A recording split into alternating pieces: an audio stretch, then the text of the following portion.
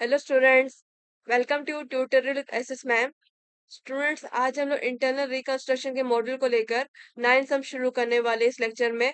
अब तक हम लोग ने इंटरनल रिकंस्ट्रक्शन मॉड्यूल के 8 सम्स देख चुके हैं टिल प्रीवियस वीडियो। आज हम लोग इस वीडियो में 9th क्वेश्चन और उसका सॉल्यूशन देखने वाले। दैट इज, अभी हम लोग टाइम वेस्ट नहीं करते, सीधा क्वेश्चन पर जाते। Following is a summary balance sheet of Paramount Limited as on 31st March 2025। Paramount Limited company की 31st मार्च 2025 की हम लोग को ये बैलेंस शीट दी गई है, लाइबिलिटीज और एसेट्स दिए गए इसके। उसके अलावा हम लोग को यहाँ पर कुछ इन्फॉर्मेशन दी गई है। और मैंने आपको इससे प्रीवियसली आपको हमेशा बताया कि इंटरनल रिकंस्ट्रक्शन मॉडल को लेकर जब भी आपको सम आता है तो आपको एकदम एंड में बताया जाता है कि आप लोग क्या बनाना है उस सम में। तो अभी हम लोग देखते हैं, इस क्वेश्चन के सबसे एंड में दिया गया होगा। सबसे एंड में लिखा है, past journal entries prepare capital reduction account and balance sheet after reconstruction in the books of Paramount Limited। अभी हम लोग को इस समय तीन चीज बनानी है जैसे हम लोग हमेशा बनाते। Journal entries, capital reduction account, balance sheet. अभी हम लोग यहाँ पर जर्नल एंट्री हम लोग पहले सबसे शुरू करते। जर्नल एंट्री के लिए आपको जो है क्वेश्चन की जो बैलेंस शीट है और उसके नीचे जो आपको इन्फॉर्मेशन दी गई उसके बेस पर आप लोग को जर्नल एंट्री बनानी रहती है। और ये आपका जर्नल एंट्री का फॉर्मेट है, that is question answers in the books of Paramount limited journal entries. It format से हम लोग जर्नल एंट्री बनाते हैं। आप लोगों को जर्नल एंट्री जो आप लोग को स्कीम के अकॉर्डिंग बनानी रहती है। स्कीम यानी कि जो आपके क्वेश्चन की बिलो जो आपको इन्फॉर्मेशन दी जाती है उसके बेस पर आप लोग को वन बाय जर्नल एंट्री में उसकी एंट्री ट्रांसलेट करनी रहती है। So first we will go through the one by one scheme and information.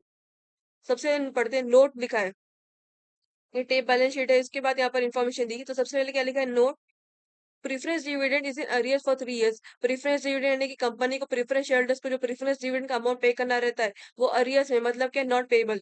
3 साल से कंपनी ने प्रीफरेंस शेयरहोल्डर्स को उनको प्रीफरेंस डिविडेंड का हिस्सा 3 साल से नहीं दिए। The following scheme of reconstruction was prepared and duly approved by the court. यानी कि यहाँ पर कुछ स्कीम्स ऑफ रिकंस्ट्रक्शन यहाँ पर प्रिपेयर की गई और उसको कोर्ट ने यहाँ पर अप्रूव भी कर दी। तो वन बाय हम लोग स्कीम रीड आउट करते, फिर उसके बेस पर हम लोग जर्नल एंट्री में उसका ट्रांजेक्शन करेंगे। First is, this preference shares shall be converted into equal number and 9% preference share ₹50। Preference shares क्या है, लाइबिलिटी है, तो हम लोग देते बैलेंस शीट में लाइबिलिटी का क्या दिया प्रेफरेंस शेयर्स को लेकर। लाइबिलिटी में शेयर कैपिटल सबसे पहले देख सकते हो 6000, 8% प्रेफरेंस शेयर ₹100 ईच, यानी कि नंबर ऑफ प्रेफरेंस शेयर 6000 है, हर एक शेयर की वैल्यू ₹100 है और टोटल वैल्यू कितनी, 6 लाख रुपीज है।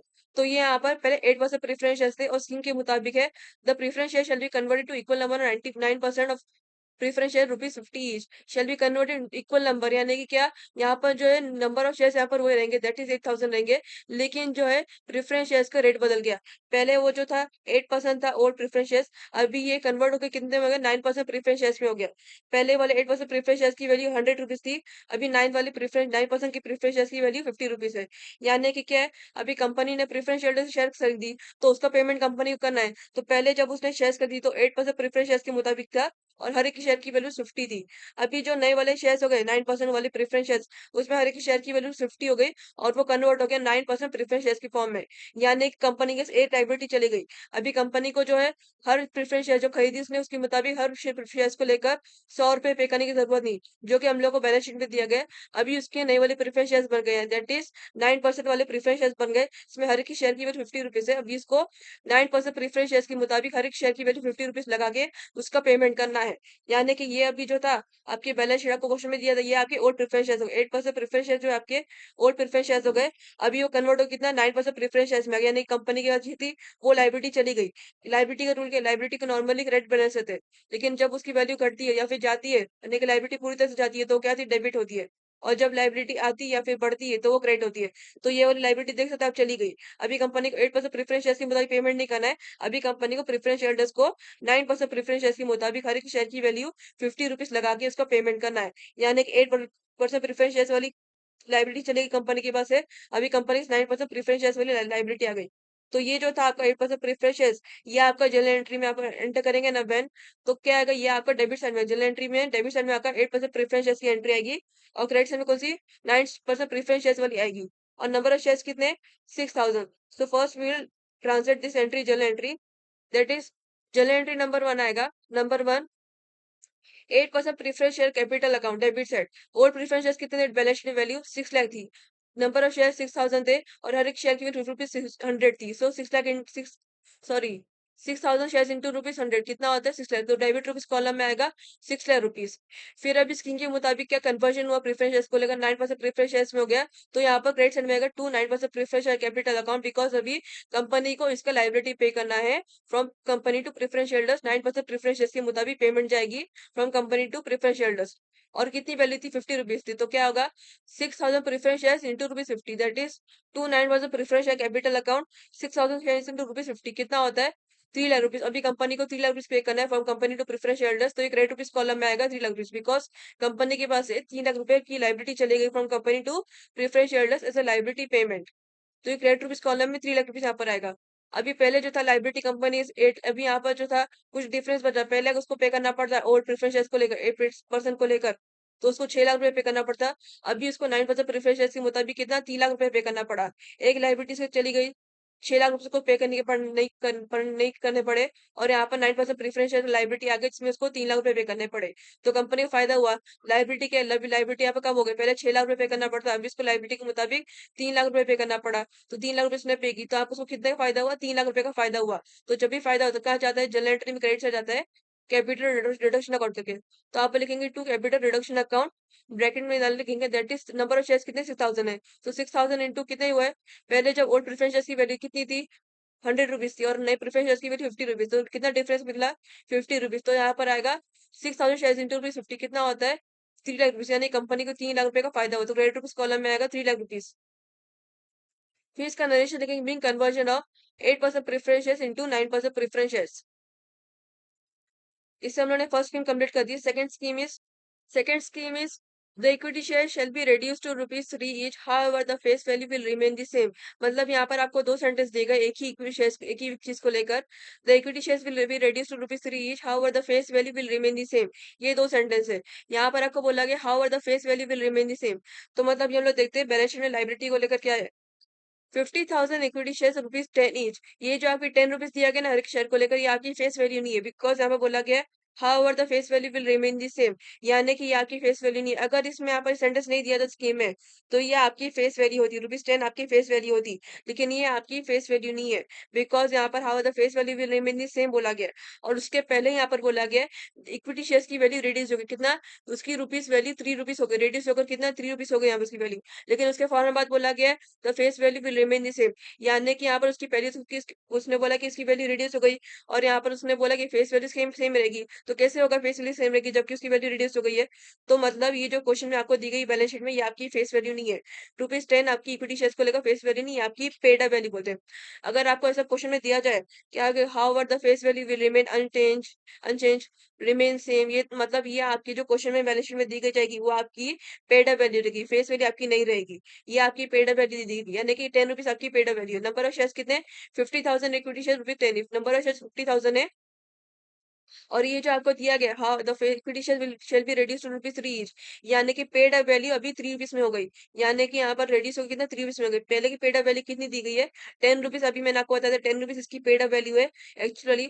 अभी ये जो इसकी रेड्यूस होगी कितना 3 रुपीज होगी यानी कि पेड अप वैल्यू रेड्यूस होगी कितना पहले उसकी वैल्यू 10 रुपीज थी हर एक शेयर की वैल्यू। अभी उसकी रेड्यूस होकर वैल्यू कितना 3 रुपीज हो गई। तो जब भी आप लोग का ऐसा क्वेश्चन में दिया जाता है ना पेड अप वैल्यू को लेकर तो आपको ऑब्वियस में आपको अंदर आपको equity share capital account to capital reduction account करना है। कैसे करना है बिकॉज ये यहाँ पर आपकी शेयर की सॉरी पेड अप वैल्यू यहाँ पर रेड्यूस हो गई। पहले उसकी वैल्यू 10 रुपीज थी अभी उसकी वैल्यू 3 रुपीज हो गई। तो कंपनी का फायदा हुआ दैट इज को यहाँ पर कितना 7 रुपए का बीच में फायदा हुआ। यहाँ पर कितने का फायदा हुआ 7 रुपीज का उसको यहाँ पर फायदा हुआ। तो हम लोग को यहाँ पर जो जर्नल एंट्री में 7 रुपीज के मुताबिक यहाँ पर डालना है that is the equity share be reduce to rupees 3 each.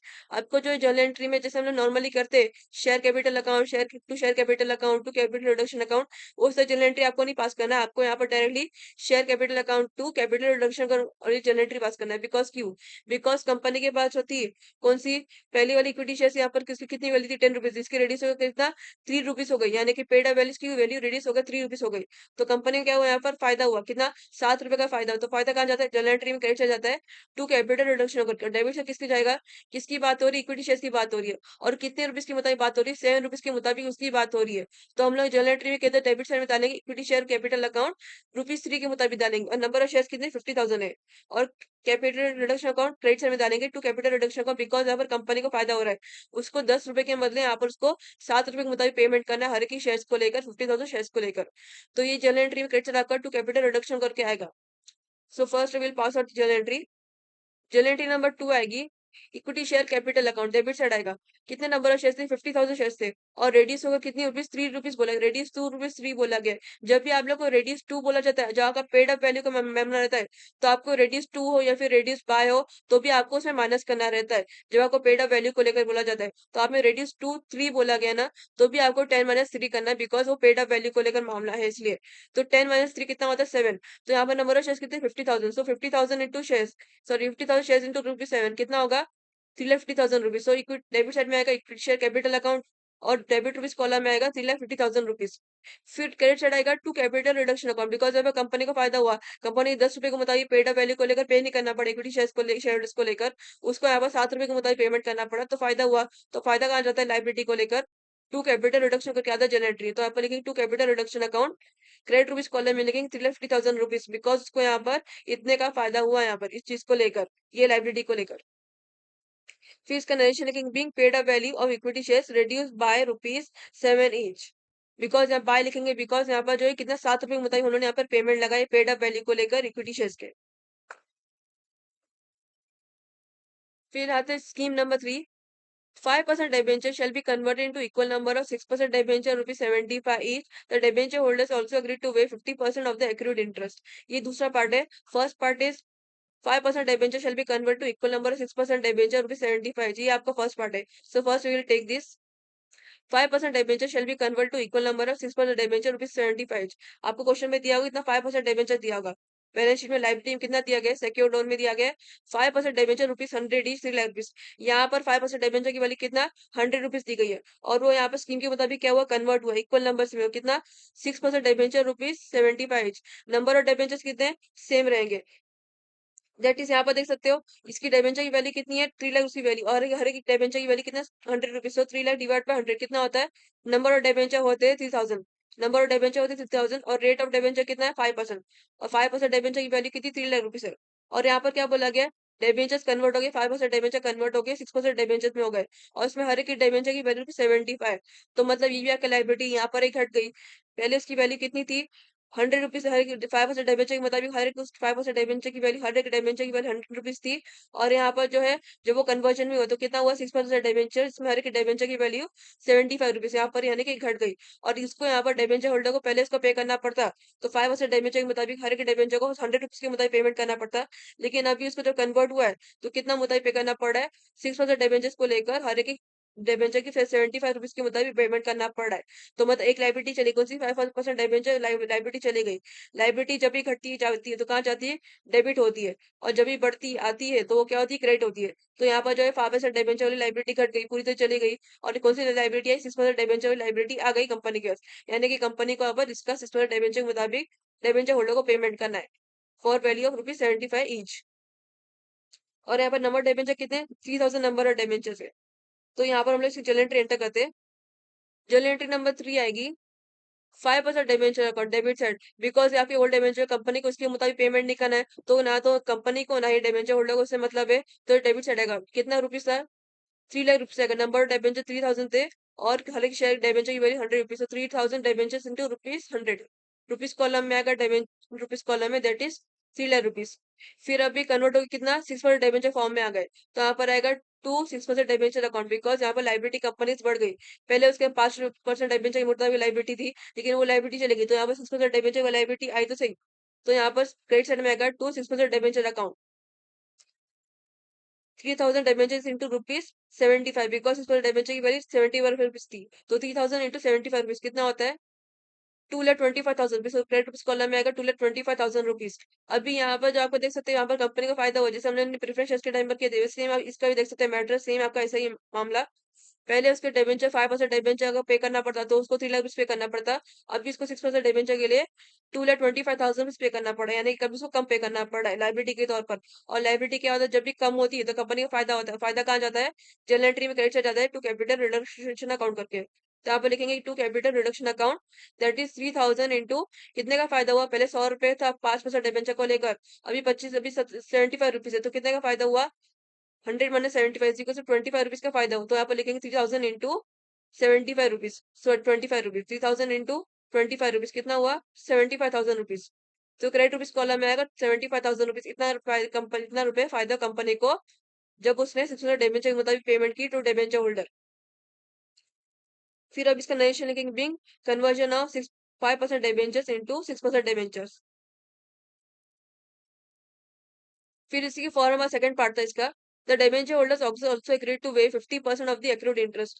Debenture holder also agreed to waive बोला है मतलब यहाँ पर माफ कर दिया उसका जितना भी इंटरेस्ट निकलता था, जब भी कंपनी डिबेंचर होल्डर से डिबेंचर खरीदती है, तो जब उसको डिबेंचर खरीदने का जो पेमेंट करती है, उसको कुछ ना कुछ इंटरेस्ट अमाउंट पे करना पड़ता है, बिकॉज यहाँ पर कुछ ना कुछ उसका डिले हुआ होगा, कंपनी ने यहाँ पर उसको लेट पेमेंट दी होगी, तो उसके ऊपर कुछ तो इंटरेस्ट अमाउंट चार्ज हुआ होगा कंपनी को, तो कंपनी को यहाँ पर जो है इंटरेस्ट अमाउंट पे करना है टू डिबेंचर होल्डर। तो यहाँ पर उसने क्या बोला डिबेंचर होल्डर ने, कि डिबेंचर होल्डर यहाँ पर अग्री हो गया वेव होने से, यानी कि यहाँ पर माफ करने से तैयार हो, कितना, जितना भी इसका इंटरेस्ट निकल रहा है उसमें से 50% माफ कर रहा है अपना। एक्रूड इंटरेस्ट मतलब जितना भी इसका इंटरेस्ट निकल रहा है, अर्न इंटरेस्ट का जितना भी यहाँ पर इंटरेस्ट अर्न उसने किया था, तो यहाँ पर कितना उसमें से 50% वो माफ कर रहा है।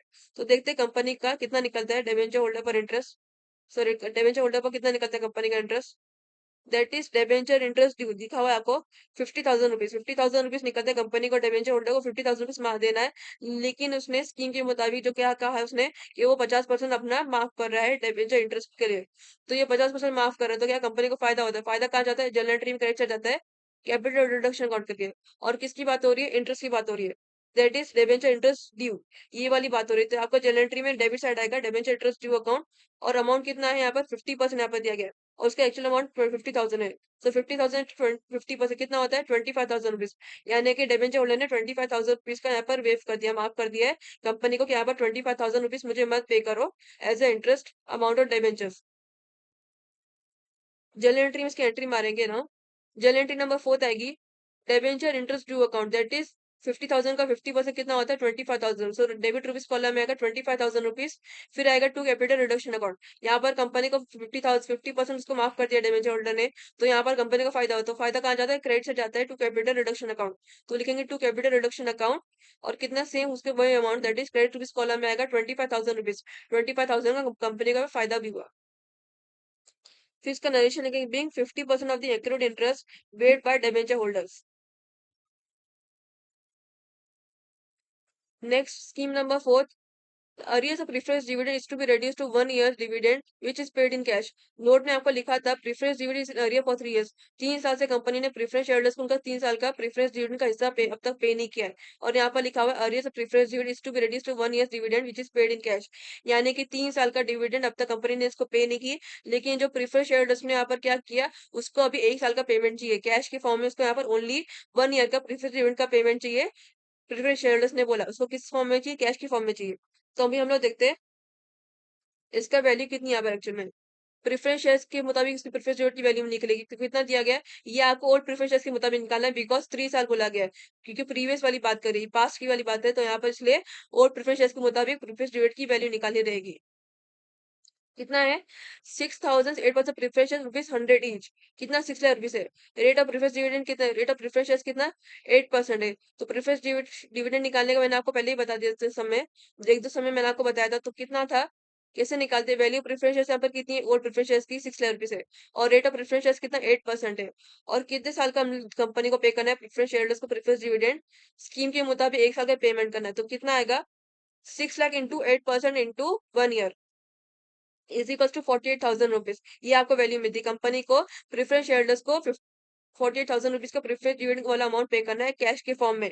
तो क्या हुआ यहाँ पर कंपनी के पास से तो पैसा जा रहा है, और पैसे जाते हैं तो क्या होता है कंपनी को लॉस हो रहा है, वो उसने प्रेफरेंस शेयरहोल्डर्स ने माफ नहीं किया उसका यहाँ पर, तो यहाँ पर कंपनी का से पैसा तो जा ही रहा है, यहाँ पर ये भी लाइबिलिटी है, तो लाइबिलिटी क्या होती है, यहाँ पर क्या आएगा, ये आपका जनरल में डेबिट साइड बिकॉज कंपनी के पास से पैसा तो जा ही रहा है यहाँ पर, और किस फॉर्म में जा रहा है, कैश के फॉर्म में, तो क्या आएगा क्रेडिट वोट गोज तो क्या आएगा टू पे कैश अकाउंट आपका जनरल एंट्री क्रेडिट चढ़ेगा, कितना कैश जा रहा है 48,000 रुपीज का यहाँ पर जा रहा है, और यहाँ पर क्या हो रहा है कंपनी को लॉस हो रहा है, तो लॉस किधर जाते हैं जनरल एंट्री में डेबिट साइड आता है, कैपिटल रिडक्शन अकाउंट करके आता है, बिकॉज कंपनी को प्रेफरेंस डिविडेंड का अमाउंट पे तो करना ही पड़ा है प्रेफरेंस शेयरहोल्डर्स को, इसलिए यहाँ पर कंपनी का तो यहाँ पर लॉस है ही, तो हम लोग यहाँ पर जनरल एंट्री की एंट्री ट्रांसफर करते हैं। जनरल एंट्री नंबर 5 आएगी capital reduction account debit side, because company का प्रीफेस डिविडेंड का अमाउंट पे करना ही पड़ा है इसको, यहाँ पर लॉस होता है, लॉस किधर जाता है, डेबिट साइड आता है सीआर अकाउंट करके। और कितना अमाउंट था, एक साल के मुताबिक 48,000 रुपीज का यहाँ पर कंपनी को लॉस हुआ है, बिकॉज 48,000 रुपीज को उसको पेमेंट करना पड़ा प्रीफेस शेयरहोल्डर्स को प्रीफेस डिविडेंड अमाउंट के तौर पर। फिर to bank account, because company को यहाँ पर किस फॉर्म में देना पड़ा, कैश के फॉर्म में देना पड़ा। और क्या है, credit vote goes out, credit का रूल क्या है, क्रेडिट वोट गोज आउट। तो यहाँ पर जो है क्रेडिट साइड में क्या आएगा, टू बैंक अकाउंट, कितना जा रहा है कंपनी के पास से पैसा, 40,000 रुपीज, क्रेडिट रुपीज कॉलम में आएगा 40,000 रुपीज। फिर इसका नरेशन आएगा, being arrears of preference dividend paid. Scheme number 5 आएगी, Sunday creditors agreed to waive 30% of their claims and to accept equity shares for rupees 30,000 in part settlement of their renewed claims। मतलब क्या, यहाँ पर renewed claims बोला गया ना, renewed claims मतलब creditor Sunday creditor का जो एक्चुअल जो क्लेम था वो यहाँ पर पूरा कंपनी को पे नहीं करना है। अभी कंपनी को यहाँ पर दो फॉर्म में इसको पे करना है, दैट इज एक उसने बोला sundry creditors agree to waive 30% of the claim. Waive यहाँ पर मतलब यहाँ पर अगेन संडे क्रेडिटर ने यही बोला है कि वो जितना भी उसका हिस्सा निकालता है उसमें यहाँ पर 30% अपना माफ कर रहा है, कंपनी को जो कुछ सेंट्रल क्रेडिटर को पे करना है 30% अपना माफ कर रहा है। And to accept preference shares for rupees 30,000 pass settlement of the renounced claims, renewed claims. मतलब क्या, यहाँ पर वो 30% अपना माफ कर रहा है, और माफ करने के साथ वो कितना अमाउंट ले रहा है, इक्विटी शेयर के फॉर्म में ले रहा है, दैट इज 30,000 रुपीज ले रहा है उसको। यहाँ पर 30,000 रुपीज के इक्विटी शेयर यहाँ पर चाहिए, इक्विटी शेयर एक्सेप्ट क्या कर रहा है, इक्विटी शेयर एक्सेप्ट कर रहा है कितना, 30,000 रुपीज के मुताबिक जितने भी शेयर मेरे पास आ सकते हैं उतना मुताबिक तुम यहाँ पर मुझे पूरा शेयर यहाँ पर दे दो in pass settlement of the renounced claims. तो हम लोग देखते हैं बैलेंस शीट में कितना दिया गया इसका अमाउंट। लाइबिलिटी में कितना दिया गया है, संडी क्रेडिटर्स इक्वल्स टू बोला 80,000 रुपीज, ये इसका अमाउंट है। जिसमें से उसने क्या बोला है कि मैं 30% अपना माफ कर रहा हूँ, यहाँ पर कंपनी को बोला कि तुम मुझे 30% मत दो, और and to accept equity share for rupees 30,000, यानी कि यहाँ पर वो इक्विटी शेयर एक्सेप्ट कर रहा है, 30,000 रुपीज का इक्विटी शेयर एक्सेप्ट कर रहा है। तो मतलब यहाँ पर संडी क्रेडिटर्स यहाँ पर देख सकते हो, अभी जैसे मैंने आपको बताया इसका मतलब वो संडी क्रेडिटर पूरा का पूरा अमाउंट नहीं ले रहा है वो, यानी कि कंपनी का यहाँ पर पूरा का पूरा बोला 80,000 रुपीज, यहाँ पर उसको कुछ मतलब ही नहीं है। उसका यहाँ पर दो चीजें मतलब है, एक उसको यहाँ पर उसको माफ करना है यहाँ पर 30%, और एक उसको इक्विटी शेयर का 30,000 रुपीज यहाँ पर चाहिए। तो आपको जो है पूरा अमाउंट जर्नल एंट्री में डेबिट साइड नहीं जाना है, बिकॉज किसी बात हो रही संडी क्रेडिटर्स हो रही, तो जर्नल एंट्री में डेबिट क्या आएगा, संडी क्रेडिटर्स अकाउंट आएगा। और क्या आएगा, पूरा अमाउंट यहाँ पर नहीं आएगा, बिकॉज ये पूरा अमाउंट उसने यहाँ पर बोला नहीं, अगर उसने यहाँ पर बोला होता पूरा अमाउंट तो क्या होता, इक्विटी शेयर जो है बस 70% मुताबिक बता, लेकिन जहाँ पर जिस हिसाब से लग रहा है 30,000 रुपीज, ये आपको पूरी तरह से पूरा 70% मुताबिक नहीं बताया जा रहा है। 30% उसने वेव किया है तो 70% उसने फॉर्म मांगना चाहिए था, लेकिन जो अमाउंट लग रहा है वो यहाँ पर उसने के मुताबिक उसने इतना ही चीज मांगा है इसने। तो ये आपका जनरल एंट्री में डेबिट साइड आपका पूरा अमाउंट नहीं आएगा, संडे क्रेडिट दैट इज मतलब 80,000 रुपीज पूरा अमाउंट जनरल एंट्री में डेबिट साइड नहीं आएगा। So first we will enter this, enter in journal entry, कितना आएगा, वे बोला 30%, तो कंपनी का वो फायदा हुआ, माफ कर दिया सिंडिकेटर, तो कंपनी का फायदा, फायदा कहाँ जाता है, जर्नल एंट्री में क्रेडिट साइड कैपिटल रिडक्शन करके जाता है। और क्या बोला इसने यहाँ पर, and to accept equity share for rupees 30,000 rupees, यानी कि कंपनी के पास से क्या जा रहा है, इक्विटी शेयर यहाँ पर जा रहा है, कितना 30,000 रुपीज का पर इक्विटी शेयर जा रहा है यहाँ पर। तो यहाँ पर ये भी आपका जनरल एंट्री क्रेडिट जाएगा, बिकॉज ये कंपनी के पास से तो जा रहा है 30,000 रुपीज, यहाँ पर कंपनी के पास जा रहा है इक्विटी शेयर यहाँ पर। तो ये भी आपका जनरल एंट्री में क्रेडिट चलेगा। जनरल एंट्री यहाँ पर डालते हैं, जनरल एंट्री नंबर 6 आएगी, to capital reduction account, that is syndicates actual amount था 1,80,000 रुपीज में 30% उसने माफ कर दिया। सो 1,80,000 इंटू 30% कितना हुआ, 54,000 रुपीज, यानी कि 54,000 रुपीज ने यहाँ पर माफ कर दिया। और स्कीम के मुताबिक उसने क्या किया, इक्विटी शेयर 30,000 रुपए के यहाँ पर उसने एक्सेप्ट कर दिया, तो यहाँ पर क्रेडिट साइड में वो भी आएगा, to equity share capital account, कितना क्रेडिट रुपीज कॉलम में आएगा 30,000 रुपीज। फिर डेबिट साइड में आएगा संडे क्रेडिटर्स अकाउंट, बिकॉज यहाँ पर स्कीम के मुताबिक उसको इसकी कितनी चीजें मतलब था, उसको 30% अपना माफ करना था, और 30,000 रुपीज का उसको इक्विटी शेयर कैपिटल अकाउंट लेना था। तो यहाँ पर जो है कितना हुआ, 54,000 क्रेडिट साइड का और 30,000 इक्विटी शेयर का, तो कितना हुआ 84,000 रुपीज, यानी कि संडे क्रेडिटर्स को अभी इतने अमाउंट से ही मतलब था। तो डेबिट रुपीज कॉलम में आएगा 84,000 rupees, that is sundry creditors account debit side, debit rupees column में 84,000 रुपीज आएगा। इसका नरेशन आएगा, being creditors due waived by 30% and issue of equity shares to them. Scheme number 6 this, the assets are to be revalued as under, आप लोगों को अलग अलग type के एसेट्स दी गई, इसका यहाँ पर रीवैल्यूएशन वाली वैल्यू दी गई है। So will go through one by one. Building की वैल्यू दी गई रीवैल्यूएशन वाली 3,50,000 रुपीज, बैलेंस शीट में देखते हैं कितनी वैल्यू दी गई एसेट्स की इसकी। बिल्डिंग की वैल्यू 3 लाख रुपीस दी गई, एसेट्स की यहाँ पर एक्चुअल वैल्यू 36 लाख रुपीस, और यहाँ पर रिवैल्यूएशन वाली कितनी बोली गई, 3,50,000 रुपीस। एसेट्स का रूल क्या है, एसेट्स को नॉर्मली डेबिट बैलेंस होते हैं, जब उसकी वैल्यू बढ़ती है तो वो डेबिट होता है, और जब उसकी वैल्यू घटती है तो वो क्रेडिट होता है। तो यहाँ पर जो है बिल्डिंग की वैल्यू बढ़ रही है, रिवैल्यूएशन वाली वैल्यू ज्यादा है, 3,50,000 रुपीस है, और यहाँ पर एक्चुअल वैल्यू इसकी 3 लाख रुपीस, यानी कि इसकी वैल्यू बढ़ रही, रिवैल्यूएशन वाली वैल्यू 50,000 रुपीस की एक्स्ट्रा है, यहाँ पर बढ़ रही, तो जनरल एंट्री में डेबिट साइड आ गया बिल्डिंग अकाउंट। और जिसके मतलब उसके लिए हम लोग यहाँ पर एंटर करने से पहले वन बाय नेक्स्ट भी देखते रहते हैं। प्लांट टाइम मशीन क्या दिख रहा गया, 2,50,000 रुपीज दिया गया रिवैल्यूएशन वैल्यू, और बैलेंस शीट की वैल्यू कितनी है इसकी, 3 लाख रुपीज। लेकिन यहाँ पर जो है आप लोग देख सकते हैं वैल्यू घट रही है, यहाँ पर plant time machine actually 3 lakh rupees है, और रिवैल्यूएशन वाली वैल्यू 2,50,000 रुपीज, यानी कि 50,000 रुपीज यहाँ पर घट रही है। तो ये जनरल एंट्री में आपका क्रेडिट साइड आएगा प्लांट टाइम मशीन अकाउंट। फिर नेक्स्ट आता है फर्नीचर। फर्नीचर की एक्चुअल वैल्यू 1 लाख रुपीज है, और रिवैल्यूएशन वाली वैल्यू 80,000 रुपीज है। अगेन इसका भी यहाँ पर वैल्यू घट रही है, उसकी एक्चुअल वैल्यू 1 लाख है, और यहाँ पर 80,000 वैल्यू दी गई, revaluation value that is 20,000 rupees से, ये भी डेप्रिशिएट हो, यानी कि ये भी आपका जनरल एंट्री क्रेडिट साइड आएगा प्लांट एंड मशीन के साथ साथ। फिर स्टॉक, स्टॉक की रिवैल्यूएशन वाली वैल्यू 1 लाख है, और एक्चुअल वैल्यू इसकी 1,50,000 रुपीज है। तो मतलब क्या है, यहाँ पर अगेन इससे भी घट रहा है, रिवैल्यूएशन वाली वैल्यू इसकी 1 लाख है, और यहाँ पर उसकी एक्चुअली 1,50,000 रुपीज, यानी कि 50,000 रुपीज से ये स्टॉक भी घट रहा है, यानी कि ये भी आपका जनरल एंट्री में क्रेडिट साइड आएगा।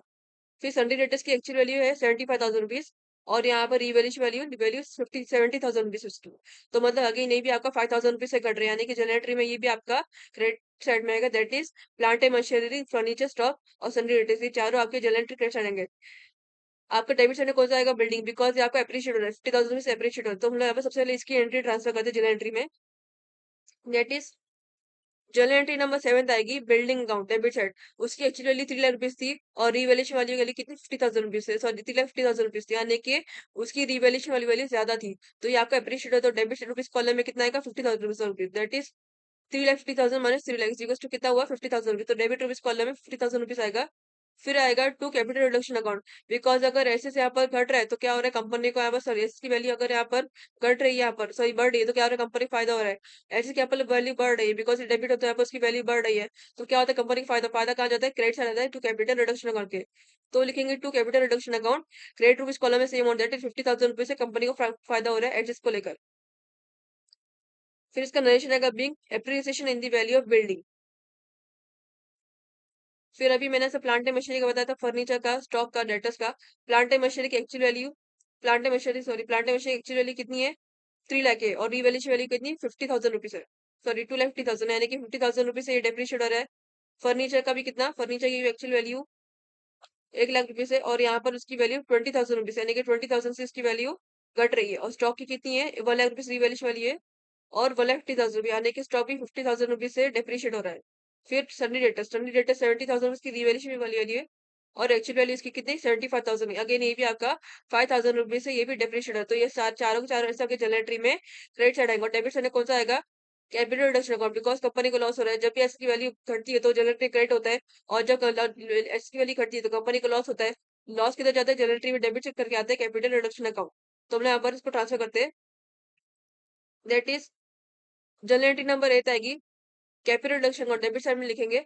और यहाँ पर सबसे पहले वन बाय हम लोग एसेट्स के यहाँ पर ट्रांसफर करते हैं, to plant and machinery account. उसकी एक्चुअल वैल्यू कितनी थी, 2,50,000 उसकी रिवैल्यूएशन वैल्यू थी, और एक्चुअल वैल्यू उसकी 3 लाख रुपीज थी। तो यहाँ पर रिवैल्यूएशन वैल्यू उसकी वैल्यू घट गई, कितना, क्रेडिट रुपीज कॉलम में कितना आएगा, 50,000 रुपीज, बैलेंसिंग डिफरेंस जो उसका अमाउंट यहाँ पर। फिर आएगा टू फर्नीचर अकाउंट, फर्नीचर की एक्चुअल वैल्यू 1 लाख रुपीज थी, और उसकी रिवैल्यूएशन वैल्यू 80,000 रुपीज थी। तो क्रेडिट रुपीज में उसका डिफरेंस अमाउंट कितना आएगा, 20,000। तो क्रेडिट रुपीज कॉलम में आएगा 50,000 रुपीज फॉर फर्नीचर। फिर आएगा टू स्टॉक अकाउंट, स्टॉक की एक्चुअली 1,50,000 थी, और रिवैल्यूएशन वाली वैल्यू 1 लाख थी। तो कितना डिफरेंस है, 50,000 रुपीज का। तो 50,000 से इसकी वैल्यू डिप्रिशिएट हो, तो जनरल क्रेडिट रुपीज कॉलम में आएगा 50,000 रुपीज। फिर इसके बाद आएगा to sundry creditors account, to sundry creditors account कितना था, उसकी एक्चुअली वैल्यू 70,000 रुपीज थी, सॉरी 75,000 रुपीज थी, और उसकी रिवैल्यूएशन वैल्यू वैल्यू 70,000 रुपीज थी। तो कितना हुआ यहाँ पर, 5,000 रुपीज यहाँ पर फर डेप्रिशिएट हुआ, तो क्रेडिट रुपीज कॉलम में आएगा 5,000 रुपीज। फिर अभी हम लोग चारों के चारों अगर इसका अमाउंट टैली करते हैं, जैसे आप लोग को जनरल एंट्री में डेबिट साइड का टोटल अमाउंट, यानी कंपनी को इतना टोटल लॉस हुआ एक्सिस के यहाँ पर डेप्रिशिएट होने पर। तो कितना, 50,000 plus 20,000 plus 50,000 plus 5,000 is equal to आपको मिलता है 1,25,000 रुपीज। जनरल एंट्री में डेबिट साइड आपका आएगा capital reduction account, debit rupees column में आएगा 1,25,000 रुपीज, यानी कि कंपनी को इतने का लॉस हुआ जब एसेट्स के यहाँ पर वैल्यू डिप्रिशिएट हुई। तो फिर इसका नरेशन लिखते हैं being depreciation in the value of assets. फिर हम लोगों ने यहाँ पर general entry number sorry scheme number 6 भी कंप्लीट कर दिया। Last scheme is remaining, that is intangible assets और fictitious assets are to be written off. अगर ये आपको बोला जाए तो भी आप लोग करना, अगर आपको नहीं बोला जाए स्कीम में तो भी आप लोग को ये वाले एसेट्स को यहाँ पर रिटर्न ऑफ करना ही रहता है। तो हम लोग देखते हैं जनरल बैलेंस में कौन से एसेट्स दिए गए दोनों। गुडविल आप लोग का, प्लान पेटेंट्स एंड ट्रेडमार्क, ये आप लोग का दोनों इंटेंजिबल एसेट्स है। और डिस्काउंट और debenture, profit and loss account, ये आपका फिफ्टी ऐसे दोनों आते हैं। तो ये चारों के चारों ऐसे आपका जो आपको रिटर्न ऑफ करना है, तो जब भी ऐसे कोई क्या रूल है, ऐसे कोई जब भी रिटर्न ऑफ करना है तो जर्नल एंट्री में क्रेडिट साइड आता है। और डेबिट साइड में क्या आता है, जैसे वही कैपिटल रिडक्शन का आपका डेबिट साइड है, बिकॉज एक्सेस के जाने पर फिर रिटर्न ऑफ होने पर इसकी वैल्यू घटने पर तो कंपनी को लॉस होता है। तो लॉस किधर जाता है, जर्नल एंट्री में डेबिट साइड कैपिटल रिडक्शन करके जाता है। गुडविल का अमाउंट है 60,000 रुपीज, पेटेंट से ट्रेडमार्क का 40,000 है, डिस्काउंट और डिबेंचर का 30,000 रुपीज है, और प्रॉफिट एंड लॉस अकाउंट का 5 लाख रुपीज है। तो हम लोग इसके चारों के चारों एसेट्स और उसकी अमाउंट जर्नल एंट्री में क्रेडिट यहाँ पर ट्रांसफर करते हैं। जर्नल एंट्री नंबर 9 आएगी, डेबिट साइड का कैपिटल रिडक्शन अकाउंट, बिकॉज ये एसेट रिटर्न ऑफ हो रहा है। तो क्या होता है, कंपनी को लॉस होता है, कंपनी में लॉस होता है। जर्नल एंट्री में डेबिट साइड क्या होता है, कैपिटल रिडक्शन अकाउंट क्या आता है। और फिर क्या आएगा, क्रेडिट साइड सारे के सारे एसेट्स आएंगे जो कि आपके रिटर्न ऑफ हो रहे हैं। To goodwill account, balance sheet कितना अमाउंट था, 60,000 रुपीज। क्रेडिट कॉलम आएगा 60,000 रुपीज। टू पेटेंट से ट्रेडमार्क अकाउंट, उसका अमाउंट 40,000 रुपीज, तो क्रेडिट रुपीज कॉलम में 40,000 रुपीज आएगा। To discount debenture account, 30,000 rupees, same as balance sheet. और आएगा last is true profit and loss account, कितना 5 लाख रुपीज, तो क्रेडिट रुपीज कॉलम में आएगा 5 लाख रुपीज। अभी ये चारों के चारों इसके अमाउंट यहाँ पर हम लोग एड ऑन करते, 36,000 plus 40,000 plus 30,000 plus 5 lakh is equal to आपको वैल्यू मिलेगी 6,30,000 रुपीज। तो आपके डेबिट रुपीज कॉलम में आएगी 6,30,000 रुपीज, बिकॉज मतलब कंपनी को इतने का लॉस हुआ 6,30,000 रुपीज का, सारे के सारे ऐसे के रिटर्न ऑफ होने पर। फिर इसका नरेशन लिखते हैं, being intangible fictitious assets written off. उसके बाद आप लोग कोई नहीं, इसके बाद आप लोग कोई भी स्कीम नहीं दी गई है। आप लोग को जनरेटिव बनाने बोला था, हम लोग ने वो बना दिया। Now will go for preparing capital reduction account. ये हम लोग कैपिटल रिडक्शन अकाउंट है, डेबिट साइड क्रेडिट साइड। अभी हम लोग डिस्कस नहीं करते इसमें कैसे ट्रांजेक्शन करना रहता है, क्या करना रहता है। डायरेक्टली हम लोग जनरल एंट्री से यहाँ पर इसका ट्रांजेक्शन करते हैं, हम लोग पहले वीडियोस में जैसा करते आए हैं वैसा।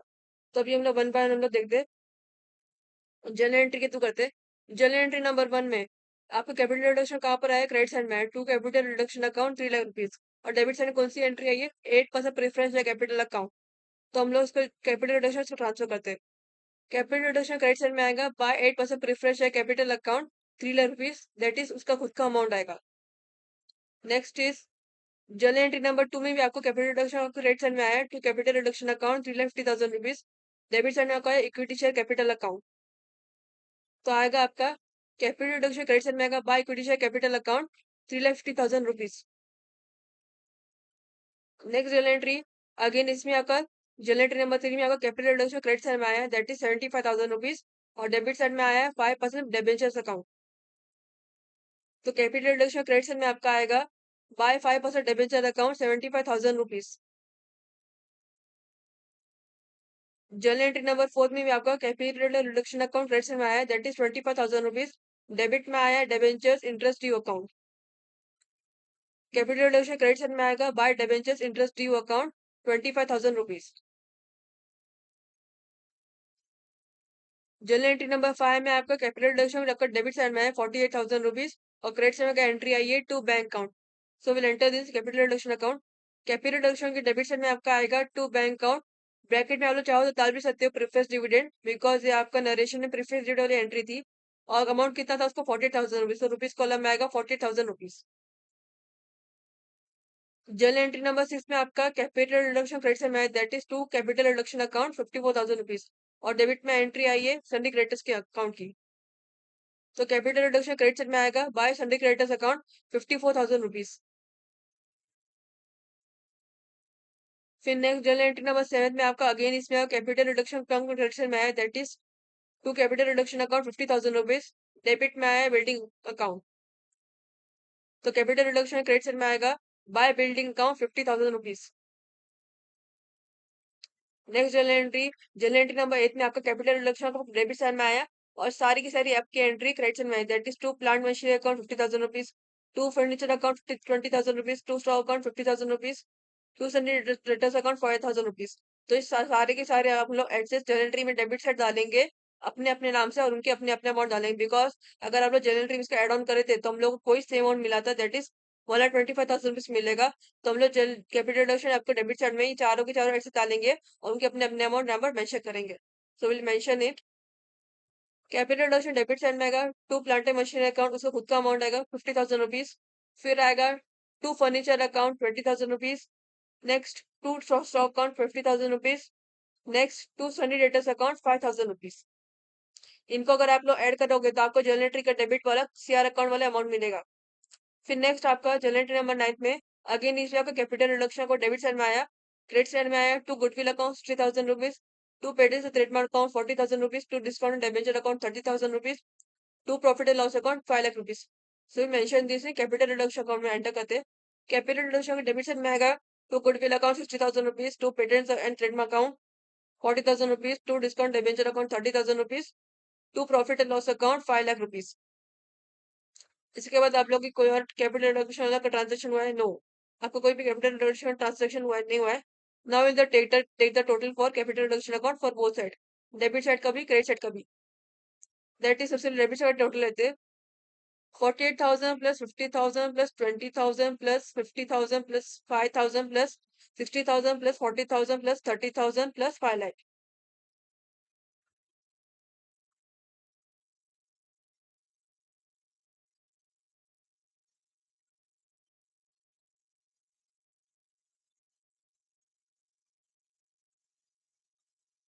आपको डेबिट साइड का टोटल आप लोग को मिलता है 8,03,000 rupees. Debit side is equal to 8,03,000 rupees आप लोग को टोटल मिला। Now we take the total for credit side 3 lakh plus 3,50,000 plus 75,000 plus 25,000 plus 54,000 plus 50,000। आप लोग को क्रेडिट साइड का टोटल मिलेगा 8,54,000 रुपीज। आप लोग को डेबिट साइड टोटल टोटल मिला था 8,03,000 रुपीज। क्रेडिट साइड टोटल आप लोग को मिला 8,54,000 रुपीज। तो टेली में हम लोग ज्यादा अमाउंट लेंगे क्रेडिट साइड का, दैट इज, तो दोनों साइड हम लोग वही अमाउंट लेते हैं, that is 8,54,000 rupees credit side का। तो दोनों साइड वही अमाउंट रहेगा 8,54,000 रुपीज डेबिट साइड में, और क्रेडिट साइड में 8,54,000 rupees as a tally amount. और डेबिट साइड में आपको कितना अमाउंट मिला था? आप लोगों को टोटल मिला था 8,03,000 रुपीज, और आपको टोटल अमाउंट कितना मिला है? 8,54,000 रुपीज। तो आपका बीच में डिफरेंस निकल रहा है, और डिफरेंस आपका सीआर अकाउंट डेबिट साइड में मिल रहा है। तो जब भी आप लोग को CR account debit side difference मिलता है तो हम लोग किस एंट्री से डालते हैं? टू कैपिटल रिजर्व अकाउंट के डालते हैं। टेली वाला अमाउंट 8,54,000 रुपीज है और डेबिट का टोटल है 8,03,000 rupees. So 8,54,000 minus 8,03,000 is equal to 51,000 rupees आपको डिफरेंस मिल रहा है डेबिट साइड में। तो सीआर अकाउंट डेबिट साइड में आएगा to capital reserve account balance figure कितना आएगा? 51,000 रुपीज, बिकॉज डेबिट साइड आपको इतना बैलेंस फिगर मिल रहा था टेली अमाउंट से। तो टेली रुपीज कॉलम आएगा 54,000 रुपीज। अभी आप लोग का सीआर अकाउंट में देख सकते हैं, आप लोगों का टू कैपिटल रिजर्व वाला अकाउंट यहाँ पर नई वाली ट्रांजेक्शन हुआ है, और ये आपका सारी की सारी जो हमने ट्रांजेक्शन यहाँ पर की है वो journal entry to capital reduction account था। अभी आप लोग को जो है ये बैलेंस फिगर मिला है, तो हम लोग यहाँ पर capital reduction account to journal entry इसका ट्रांजेक्शन करेंगे। कैसे करेंगे? सीआर अकाउंट के डेबिट साइड कौन सा आया? टू कैपिटल रिजर्व अकाउंट का बैलेंस फिगर डेबिट साइड में आया, तो ये जनरल एंट्री में क्रेडिट हो जाएगा, बिकॉज हम लोग अपोजिट वाले एंट्री से ट्रांजेक्शन करते हैं capital reduction account to general entry. तो हम लोग इसमें भी सेम ऐसे करेंगे, capital reduction account to general entry हम लोग यहाँ पर अपोजिट वाले वे में ट्रांजेक्शन करेंगे। कैपिटल रिजर्व अकाउंट आपका डेबिट साइड में आ रहा है सीआर अकाउंट के, तो जनरल एंट्री क्रेडिट हो जाएगा। और डेबिट में क्या होगा? किस अकाउंट की बात हो रही है? कैपिटल रिडक्शन अकाउंट की बात हो रही है, तो डेबिट में आपका वो होगा और same amount that is 51,000 rupees से। तो हम लोग जनरल एंट्री इसको ट्रांजेक्शन करते ना। जनरल एंट्री नंबर 10 आएगी कैपिटल रिडक्शन अकाउंट, बिकॉज हम लोग कैपिटल रिडक्शन अकाउंट ट्रांसफर कर रहे हैं यहाँ पर। तो डेबिट साइड आएगा capital reduction account, debit rupees column में आएगा 51,000 रुपीज, और सीआर अकाउंट के डेबिट साइड को डिफरेंस अमाउंट कितना मिला था? किस नाम से मिला था? To capital sorry capital reserve account मिला डेबिट साइड में, तो ये आपका जनरल एंट्री में क्रेडिट हो जाएगा, दैट इज आएगा क्रेडिट साइड में आएगा to capital reserve account, credit rupees column में सेम उसका अमाउंट आएगा 51,000 rupees. Narration is being balance transferred. इससे आप लोग का जो है, जब भी आप लोग को बैलेंस डिफरेंस वाली एंट्री हमने जनरल एंट्री में डाल दी, इसके मतलब आपकी पूरी तरह से जनरल एंट्री कंप्लीट हो गई। हम लोग ने यहाँ पर क्वेश्चन के मुताबिक जनरल एंट्री भी कंप्लीट कर दिए एंड कैपिटल रिडक्शन अकाउंट भी बना दिए। Now will prepare the balance sheet. ये आपकी बैलेंस शीट है पैरामाउंट लिमिटेड की। Particulars, note column, rupees column, दो पार्ट में आपकी डिवाइडेड रहती है, एक लाइबिलिटीज और एक एसेट्स। तो first will complete the first part. First आएगा इक्विटी एंड लाइबिलिटीज, उसमें भी तीन पार्ट्स आते हैं। तो नंबर वन आएगा, number one share holders fund, और शेयर होल्डर्स फंड में भी दो पार्ट आते हैं। तो नंबर ए लिखते हैं। नंबर ए आता है उसमें शेयर कैपिटल। शेयर कैपिटल में दो टाइप के शेयर्स आपको रहते हैं क्वेश्चन में, एक प्रेफरेंस शेयर्स और इक्विटी शेयर्स। अभी हम लोग क्वेश्चन को देख के करते कि क्वेश्चन की बैलेंस शीट को प्रेफरेंस शेयर्स इक्विटी शेयर्स को लेकर क्या क्या बोला गया और बैलेंस जर्नल एंट्री में इसका किस फॉर्म में ट्रांजेक्शन हुआ है। तो देखते हैं आप लोगों को शेयर कैपिटल में दिया है क्वेश्चन की लाइबिलिटी साइड में। पहला आपको प्रीफरेंस शेयर दिए that is 6000 8% preference share ₹100 each. अगर ये आपका क्या लाइबिलिटी है, लाइबिलिटी को नॉर्मली क्रेडिट बैलेंस है, जब उसकी वैल्यू घटती है तो वो डेबिट होता है और जब उसकी वैल्यू बढ़ती है तो क्रेडिट होता है। तो हम लोग देखते हैं ये जो 8% प्रीफरेंस शेयर है ये जर्नल एंट्री में कहाँ पर आया है। अगर जर्नल एंट्री में डेबिट साइड आया है तो ये बैलेंस शीट को लेकर माइनस होगा, क्रेडिट साइड आया है तो ये ऐड होगा। तो first we will see that 6 lakh amount कहाँ पर आया है। जर्नल एंट्री नंबर 1 में देख सकते हैं आपका 8% प्रेफरेंस है कैपिटल अकाउंट 6 लाख रुपीज। ये आपकी लाइबिलिटी यहाँ पर ही डेबिट हो रही है, यानी कि पूरी तरह से डिडक्ट हो जाएगी बैलेंस शीट को लेकर, बिकॉज लाइबिलिटी डेबिट डेबिट होती है तो वो पूरी तरह से डिडक्ट हो जाती है। तो ये बैलेंस शीट को लेकर पूरी तरह से डिडक्ट हो जाएगी, दैट इज 6 लाख रुपीज की लाइबिलिटी। लेकिन उसके नीचे फॉर नया प्रिफरेंस दिया है, दैट इज जो हम लोग स्कीम में बोला था कन्वर्जन का, 2 9% प्रेफरेंस है कैपिटल अकाउंट, ये आपको क्रेडिट हो रहा है, दैट इज 3 लाख रुपीज से आपको क्रेडिट हो रहा है।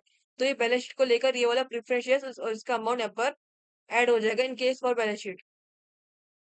तो हम लोग नोट टू अकाउंट में बताते हैं, नोट्स टू अकाउंट में, नोट टू अकाउंट में नंबर 1 आएगा that is share capital, because हम लोग शेयर कैपिटल वाली एंट्री के यहाँ पर ट्रांजेक्शन कर रहे हैं। तो शेयर कैपिटल में कौन से टाइप का लेते हैं, इशूड सब्सक्राइब। तो आएगा इशूड सब्सक्राइब। नंबर ए आएगा दैट इज 6000 प्रेफरेंस शेयर्स और ₹50 ईच, बिकॉज जो हम लोग की जर्नल एंट्री थी वो हम लोग को उसी शेयर्स के मुताबिक थी। नंबर ऑफ शेयर 6000 थे और स्कीम के मुताबिक इसके शेयर्स की वैल्यू ₹50 थी। तो क्या आएगा, 6000 प्रेफरेंस शेयर्स ₹50 ईच, कितनी वैल्यू निकली, 3 लाख रुपीज, जो कि आपको जर्नल एंट्री में सेम वही दिए, तो रुपीज कॉलम में आएगा 3 लाख रुपीज। फिर उसके बाद आप लोग को और दिया गया प्रेफरेंस शेयर्स से लेकर, नो प्रेफरेंस शेयर्स को लेकर आपको कोई और भी जर्नल एंट्री नहीं दी गई है। लेकिन उसके फॉर्म में आपको क्वेश्चन में इक्विटी शेयर्स का बोला गया है। 50,000 इक्विटी शेयर ₹10 ईच, कितना 5 लाख रुपीज दिया गया। तो हम लोग देखते हैं जर्नल एंट्री में कहाँ पर आ रही है। जर्नल एंट्री नंबर देख सकते हैं, जर्नल एंट्री नंबर 2 में आपका 5 लाख रुपीज आपका नहीं आ रहा है, आपको यहाँ पर क्या हो रहा है, डेबिट हो रहा है, that is equity share capital account debit, debit rupees column में कितना आ रहा है, 3,50,000 रुपीज। क्वेश्चन में उसका अमाउंट था 5 लाख रुपीज का अमाउंट था, और यहाँ पर डेबिट साइड उसका अमाउंट कितना मिला है, 3,50,000 रुपीज यहाँ पर मिला है, यानी कि वो 5 लाख रुपीज है और ये 3,50,000 रुपीज है। तो मतलब ये यहाँ पर पूरी तरह से डिडक्ट नहीं हो रहा है, पूरे अमाउंट से यहाँ पर डिडक्ट नहीं हो रहा है। लाइबिलिटी यहाँ पर डेबिट साइड आ रही है, लेकिन पूरी तरह से यहाँ पर लाइबिलिटी नहीं आई वो सेम अमाउंट से। तो मतलब 5 लाख में से 3,50,000 ही डिडक्ट होगा इन case of preference share capital under preference share for balance sheet. That is कितना होगा, 3,50,000 डिडक्ट होगा। टोटल वैल्यू इसकी 5 लाख रुपीज थी और डेबिट साइड में यहाँ पर जनरेटरी कितने मिली, 3,50,000। सो 5 लाख माइनस 3,50,000, कितनी बैलेंस बचा, 1,50,000 रुपीज का बैलेंस बचा। तो अभी हम लोग देखते हैं इसके बाद आप लोग कोई और इक्विटी शेयर्स को लेकर बोला, यस। जर्नल एंट्री नंबर 6 में भी आपका equity share capital credit side में आ रहा है। तो मतलब ये आपका क्रेडिट हो रहा है, लाइबिलिटी के रूल है, लाइबिलिटी क्रेडिट होती है तो ऐड होती है। वहां पर वो 3,50,000 रुपीज में लाइबिलिटी डेबिट हो रही थी तो इसलिए हम लोग डिडक्ट किए। लेकिन यहाँ पर हम लोग को ऐड करना है, दैट इज 30,000 रुपीज यहाँ पर ऐड करना रहेगा। तो पहले कितना था, क्वेश्चन में हम लोग 5 लाख रुपीज दी थी और जर्नल एंट्री में डेबिट से हम लोग को 3,50,000 मिला था। तो 5 lakh minus 3,50,000 is equal to 1,50,000 आपको बैलेंस मिला। और यहाँ पर जनरेटर नंबर 6 में आप लोग की यहाँ पर क्रेडिट हो रही है, that is to equity share capital account यहाँ पर क्रेडिट हो रहा है। तो यहाँ पर ऐड हो जाएगा फॉर लाइबिलिटी को लेकर। सो 1,50,000 बैलेंस है, तो 1,50,000 plus 30,000 is equal to 1,80,000 rupees, यानी कि आपको इक्विटी शेयर का आप लोग को 1,80,000 रुपीज अभी टोटल मिला। तो हम लोग नोट्स में एंटर करते, नोट्स में बी आएगा, प्रेफरेंस शेयर कंप्लीट हो गया, बी आएगा equity share capital account, that is bracket में लिखेंगे 5 लाख जो कि आपको बैलेंस शीट का था, और माइनस डेबिट साइड आपको खुद ही 3 लाख रुपीज मिला था, 3,50,000, तो यहाँ पर माइनस 3,50,000 रुपीज आएगा। फिर आपको जनरेटिंग नंबर 6 में आपको क्रेडिट हो रहा है तो यहाँ पर प्लस आएगा 30,000 रुपीज। तो आपको कितना मिलेगा, 5 lakh minus 3,50,000 minus plus 30,000 is equal to 1,80,000। तो आप लोग रुपीज कॉलम में लिखोगे 1,80,000 रुपीज। इसके बाद आप लोगों को कुछ दिया गया नहीं, इसके बाद हम लोग ने सारे की सारी प्रेफरेंस इक्विटी शेयर्स वाली एंट्री ट्रांजेक्शन कर दिए। Now in the take the total for share capital under notes to accounts. Total कितना मिलेगा, 3 lakh plus 1,80,000 rupees is equal to 4,80,000 आप लोगों को शेयर कैपिटल टोटल मिला। नोट्स टू अकाउंट्स कौन सा है, note number 1। So will enter this in balance sheet. Balance sheet के अंदर ए शेयर कैपिटल के आगे डालेंगे, नोट कॉलम में 1 डालेंगे, रुपीज कॉलम में टोटल लिखेंगे, दैट इज 4,80,000 रुपीज। फिर शेयर होल्डर्स फंड में दूसरा टाइप का आता है B part, we will enter that is B लिखेंगे, रिजर्व सरप्लस। रिजर्व सरप्लस हम लोग कुछ दिया है क्वेश्चन में, ये बैलेंस शीट देख सकते हैं, आपको लाइबिलिटी में रिजर्व सरप्लस आपको कह दिया कैपिटल रिजर्व 50,000 रुपीज दिया गया है। तो अभी हम लोग इसको कंसिडर करते हैं। और भी देते ही आप लोग को जर्नल एंट्री में आपको इस रिलेटेड आपको कोई ट्रांजेक्शन हुआ है कि नहीं 50,000 रुपीज की कैपिटल रिजर्व वाले से।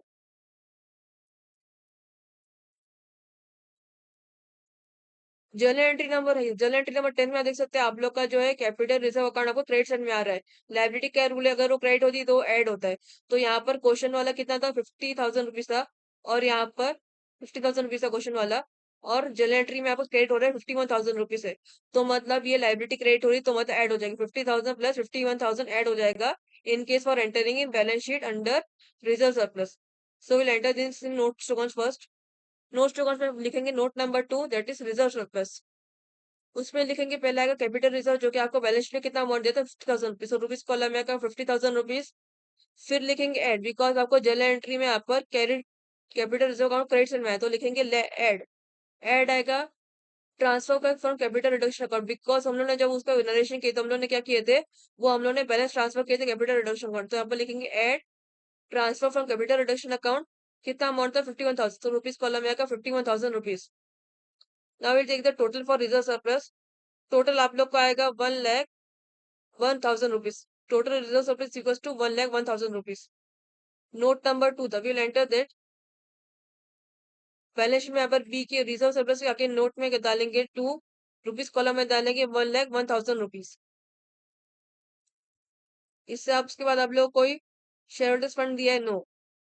अभी हम लोग यहाँ पर सेकंड पार्ट पे जाते हैं। लाइबिलिटीज का सेकंड पार्ट आता है नॉन करंट लाइबिलिटीज।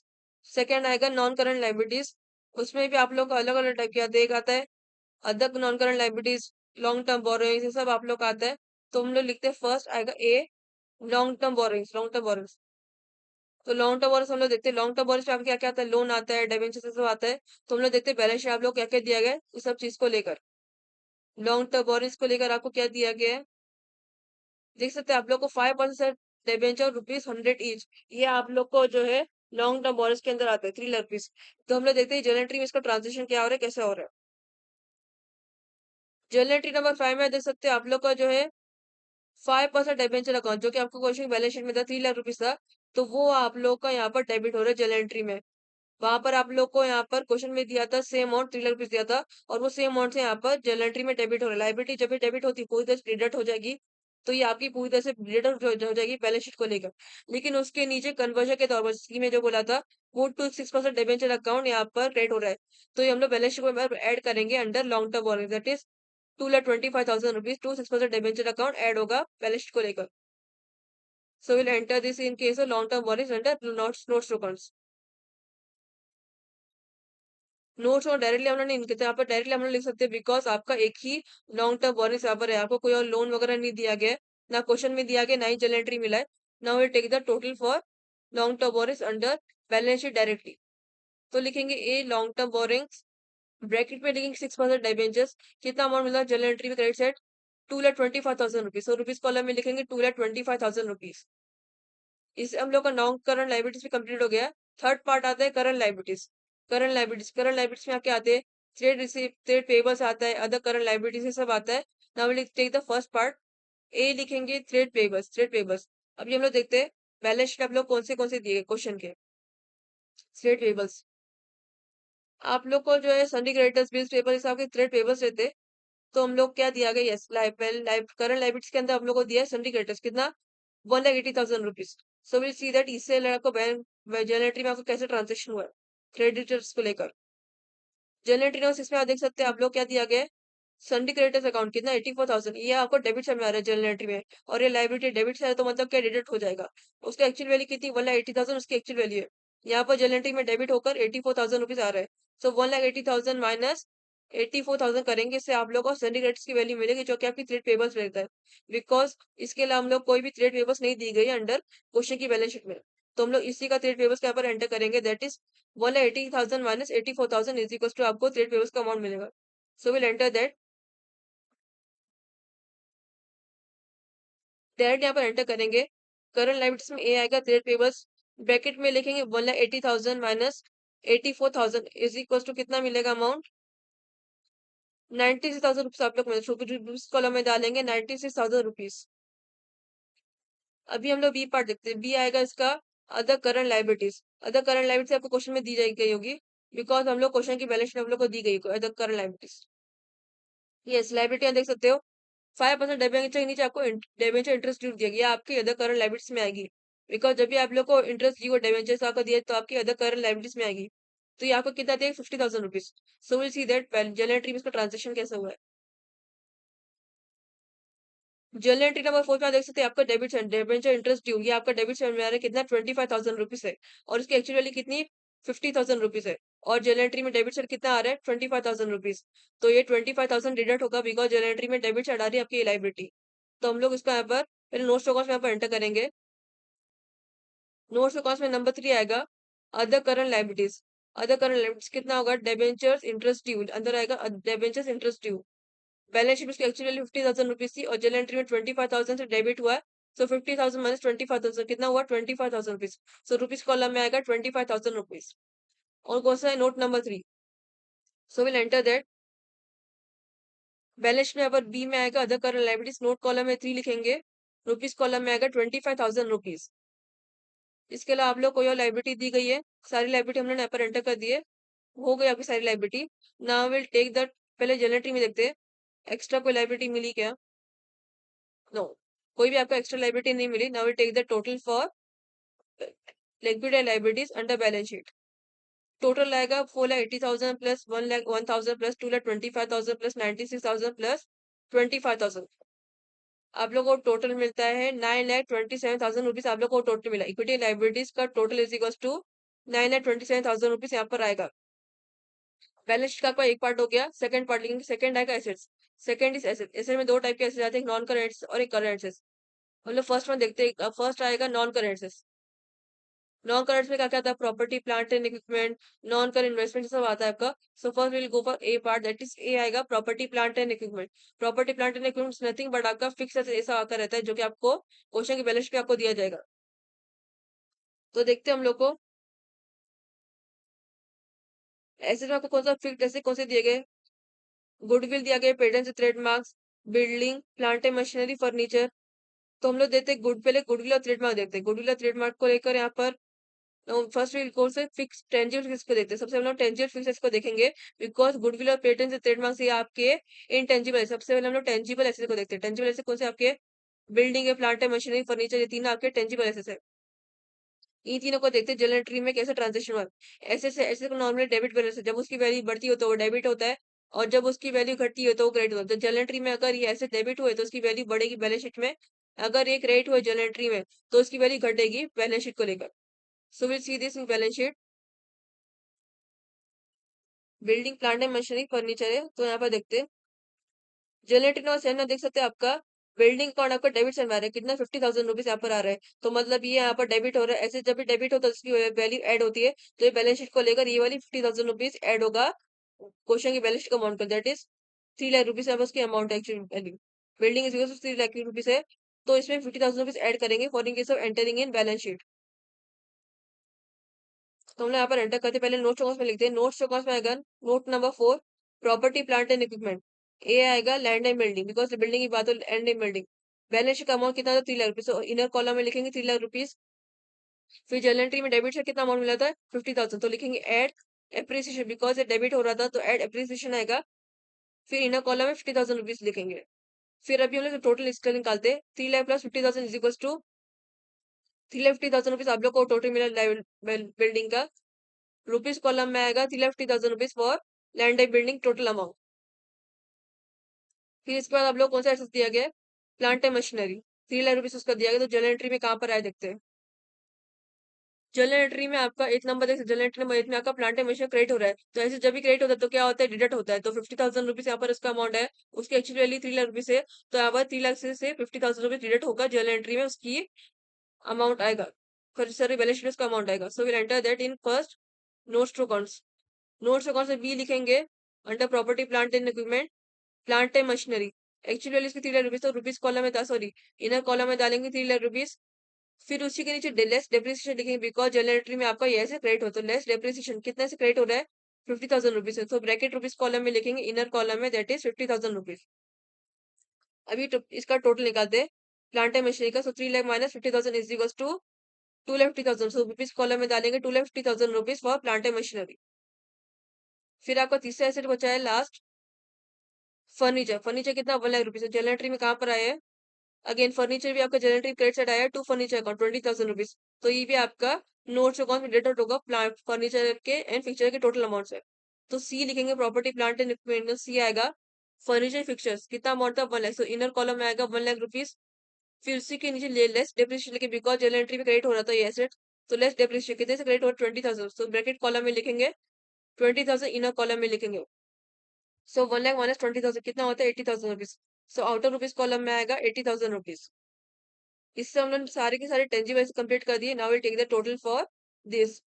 तो टोटल कितना निकलता है आप लोगों को 3,50,000 plus 2,50,000 plus 80,000 is equal to 6,80,000 rupees आप लोग को टोटल टेंजिबल एसेट का मिला। अभी यहाँ पर इंटेंजिबल एसेट का देखते हैं। इंटेंजिबल एसेट को लेकर कुछ बोला है, कैसा बोला है? इंटेंजिबल एसेट कौन से फिक्स एसेट के अंदर आपके दो ऐसे बचे, गुडविल प्लेटिंग से ट्रेडमार्क, ये दोनों आपके इंटेंजिबल एसेट में आएंगे। बाकी इसके अलावा जो आप लोग का जो भी आता है discount debenture profit and loss account, ये आपका प्रीलिम फिक्टिश एसेट्स जो कि हम लोग को बैलेंस शीट में नहीं लेना आता है। तो हम लोग फर्स्ट देखते हैं गुडविल और पेटेंट से ट्रेडमार्क। गुडविल का अमाउंट 60,000 है और पेटेंट से ट्रेडमार्क का 40,000 रुपीज है। तो जनरल एंट्री में कहाँ पर आ रही है? जनरल एंट्री नंबर 9 में सकते हैं आप लोग का to goodwill account to patent से ट्रेडमार्क अकाउंट, ये आपका पूरी तरह से यहाँ पर क्रेडिट हो रहा है 60,000 रुपीज से और 40,000 रुपीज रिस्पेक्टिवली। ये दोनों अमाउंट यहाँ पर क्रेडिट हो रहा है दोनों एसेट्स। तो मतलब ये आपका प्रॉपर्टी प्लांट एंड इक्विपमेंट करने नहीं आएगा बिकॉज ये पूरे अमाउंट से यहाँ पर रिटर्न ऑफ हो रहा है, ये दोनों एसेट्स क्रेडिट साइड में आ रहे हैं। तो मतलब पूरी तरह से रिटर्न ऑफ हो रहा है पूरे अमाउंट से। तो ये आपका प्रॉपर्टी प्लांट इक्विपमेंट के अंदर आएगा नहीं बैलेंस शीट में। तो मतलब हम लोग इंटेंजिबल ऐसे यहाँ पर लेंगे नहीं।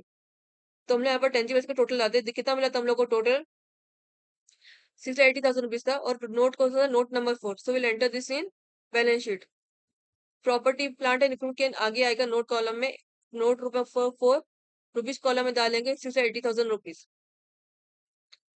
अभी इससे हम लोग का नॉन करेंट से कोई और बचा है क्वेश्चन में? नहीं, कोई आपका नॉन करेंट से नहीं बचा है। अभी हम लोग करेंट से देखते हैं, करेंट से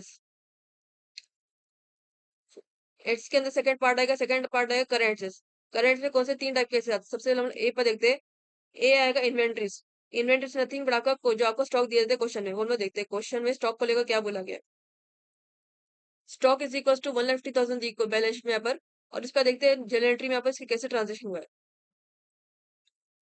जनरल एंट्री नंबर इतना देख सकते हैं आपका टू स्टॉक कितना 50,000 रुपीज, ये आपका क्रेडिट हो रहा है। तो अगेन ये आपका 1,50,000 से 50,000 माइनस हो जाएगा for in case of entering balance sheet.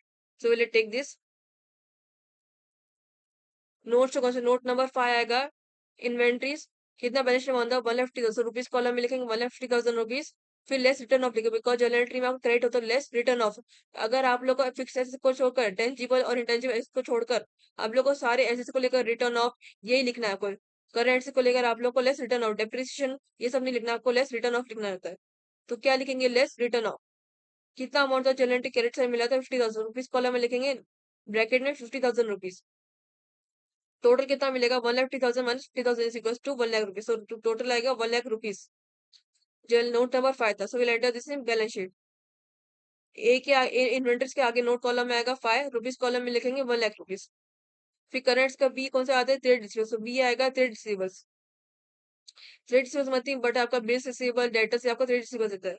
तो हम लोग देखते हैं इसमें आपको कौन सा दिए गए एसेट्स, ये दोनों से रिलेटेड आपको सन्नी डेटर्स दिया गया आपका ट्रेड रिसीवेबल्स है। इसके अलावा आप लोग कोई दिया गया नहीं। आप लोग को नहीं सन्नी डेटर्स दिया गया ट्रेड रिसीवेबल्स का कितना 75,000 रुपीज। हम लोग देखते हैं बैलेंस शीट इसका कैसे ट्रांजेक्शन हुआ है।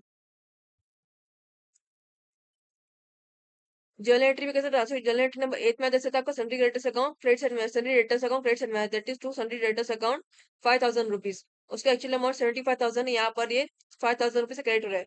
तो ये बैलेंस शीट में ये अमाउंट डिडक्ट हो जाएगा। So will enter this in first notes to accounts. Notes account में नोट नंबर 6 आएगा ट्रेड रिसीवेबल्स।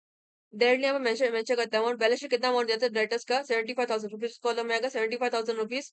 फिर लिखेंगे less RDT. In case of debtors आप लोग को लेस आरडीटी लिखना था, आपको रिटर्न ऑफ डेप्रिसिएशन आपको सब नहीं लिखना था, आपको लेस रिटर्न ऑफ लिखना रहता है। तो लिखेंगे लेस आरडीटी। कितना जनरेटिव कितना मामूल आता है 5,000 रुपीज कॉलम में लिखेंगे ब्रैकेट में 5,000 रुपीज। तो कितना 75,000 माइनस 5,000 इक्वल्स टू 70,000 रुपीज। तो trade receivables is equals to total मिला 70,000 रुपीज। नोट नंबर 6 है। सो आएगा बी के बैलेंस में पर आएगा बी के ट्रेड रिसीवेबल्स में नोट कॉलम में आएगा 6। फिर रुपीज कॉलम में आएगा 70,000 रुपीज। फिर आपका करेंट सबसे लास्ट वाला बचा that is cash and cash equivalent. Cash cash equivalent देखते हैं क्वेश्चन में कह दिया कैश और बैंक दोनों से आपको क्या क्या बोला गया क्वेश्चन में। ऐसे आप कौन से दोनों टाइप के आपको दिए गए, बैंक दिया गया 1 लाख रुपीज, कैश दिया गया 1 लाख, सॉरी बैंक दिया गया 1 लाख और कैश दिया गया 25,000 रुपीज। तो मतलब ये दोनों अमाउंट यहाँ पर बैलेंस शीट यहाँ पर दोनों आएंगे और इसको देखते हैं यहाँ पर इसको लेकर क्या अमाउंट दिया गया है जर्नल एंट्री में। ट्रांजेक्शन कैसे हुआ है, जर्नल एंट्री नंबर 5 में आपको क्या हुआ है, कोई हुआ है। जर्नल एंट्री नंबर 5 में देख सकते हैं आपका टू बैंक अकाउंट यहाँ पर क्रेडिट हो रहा है, दैट इज 48,000 रुपीज यहाँ क्रेडिट हो रहा है। तो ऐसे का क्या रूल है, ऐसे जब भी डेबिट होता है तो ऐड होता है, जब क्रेडिट होता है तो वो माइनस होता है। जब डेबिट होता है तो ऐड होता है, जब क्रेडिट होता है माइनस होता है। तो यहाँ पर टू बैंक अकाउंट क्रेडिट हो रहा है तो यानी कि ये 48,000 माइनस हो जाएगा। तो कितना, उसकी एक्चुअली कितनी थी बैंक की 1 लाख रुपीज थी और कैश की 25,000 थी। सो 1 लाख प्लस 25,000 पर प्ले करेंगे हम लोग तो कितना मिलेगा, 1,25,000 टोटल मिला। उससे हम लोग 48,000 माइनस करेंगे बिकॉज जनरल एंट्री नंबर 5 में आपका टू बैंक ऑफ क्रेडिट हो रहा है। इसके अलावा आप लोग को दिया गया बैंक या कैश को ट्रांजेक्शन नो, आपको ओनली जनरल एंट्री नंबर 5 में दिया गया क्रेडिट है तो यहाँ पर टू बैंक अकाउंट से डिडक्ट हो जाएगा 48,000 rupees for in case entering in balance sheet under cash equivalent. तो इसका हम लोग यहाँ पर अलग से ट्रांजेक्शन नहीं करते नोट्स अकाउंट में, we will take this in balance sheet directly. तो बैलेंस यहाँ पर सी आएगा कैश या कैश इक्विवेलेंट, फिर ब्रैकेट में लिखते हैं बैलेंस शीट बैंक का अमाउंट कितना था 1 लाख, सो रुपीज कॉलम सो आएगा ब्रैकेट में 1 लाख रुपीज प्लस कैश का अमाउंट कितना था बैलेंस शीट में 25,000, सो प्लस 25,000 आएगा। फिर जर्नल एंट्री नंबर 5 में करेक्शन कितना मिला था 48,000, तो कितना लिखेंगे minus 48,000। So 1 lakh plus 25,000 minus 48,000 is equal to आपको वैल्यू मिलेगी 77,000 रुपीज। सो रुपीज कॉलम में हम लोग लिखेंगे 77,000 rupees for cash equivalent amount. इससे आप लोग के सारे एसेट के रिलेटेड ट्रांजेक्शन में यहाँ पर एंट्रीज पोस्टिंग हो गए यहाँ पर बैलेंस शीट को लेकर। अब इसका टोटल निकालते हैं इसका 680,000 plus 1 lakh plus 70,000 plus 77,000 is equal to value मिलेगी आपको 9,27,000 rupees, that is total asset is equal to 9,27,000 rupees आप लोग को लाइबिलिटी सॉरी एसेट की वैल्यू मिल गई। अभी देख सकते हैं आपको लाइब्रेरी का टोटल कितना मिला था 9,20,000 रुपीज और ऐसे का टोटल भी आप लोगों को 9,20,000 रुपीज मिला, यानी कि आपका पूरी तरह से टैली हो गया, यानी कि आपकी बैलेंस शीट पूरी तरह से नहीं बन सही बनी यहाँ पर। ये आप लोग आज मैंने यहाँ पर 9 सम कराया था। अभी आप लोगों को यहाँ पर नेक्स्ट एक और लास्ट में यहाँ पर 10 सम कराऊंगी रिलेटेड टू इंटरनल रिकंस्ट्रक्शन को लेकर। उसके बाद हम लोग कोई और सब्जेक्ट या फिर कोई और मॉडल स्टार्ट करेंगे रिलेटेड टू दिस सब्जेक्ट और फॉर अदर सब्जेक्ट। ये आप लोग का बहुत आसान है, मैंने आपको बताया था मैं यहाँ पर बेसिक से एडवांस पर जाऊंगी। अभी तो हम लोग यहाँ पर काफी एडवांस लेवल पर आ चुके हैं। आप लोगों को ना कुछ कुछ सम में कुछ अलग अलग एंट्री भी दी जाती है। आप लोग शेयर्स को लेकर ये सब को लेकर ऐसे को लेकर आप लोग को यहाँ पर सेम एंट्री दी जाती है, लेकिन आपको कुछ समय एक दो एंट्री अलग मिल थी। तो आप लोग याद याद रखो कि एंट्री क्या है, उसके बेस पर आपको जनरल एंट्री कैसे ट्रांजेक्शन करना है और आप लोग को बैलेंस में आपको उसका भी कैसे पोस्टिंग करनी है, ये सब आप लोग याद रखो कि वो एंट्री क्या है कैसे करना है। आप लोग जो क्वेश्चन को समझा भी करो कि आप लोग कैसे है, रेमिशन हो रेड्यूस हो ये सब मतलब आप लोग का सेम है। वेव है मतलब माफ करना है। तो ये सब आप लोग याद रखो कि आपको केस स्कीम के मुताबिक कैसे जर्नल एंट्रीज को ट्रांजेक्शन करना है और बैलेंस शीट की पोस्टिंग कैसी करनी है।